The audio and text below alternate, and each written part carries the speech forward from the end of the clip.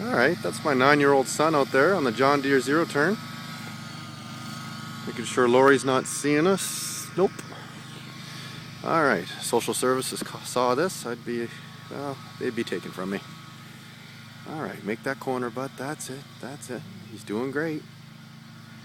I brought him down here on the biggest, just plain square of lawn that I have, and I thought, well, this is a great place to learn. He learned how to drive a snowmobile here, a dirt bike, a four-wheeler. Now he's driving a zero-turn lawnmower. He's doing pretty good.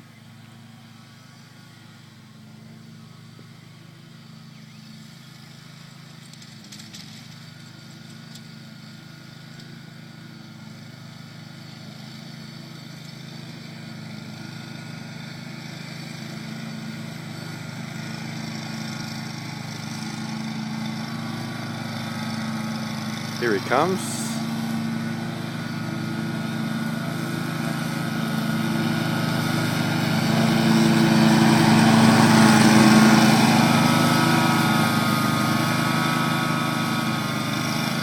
Atta boy.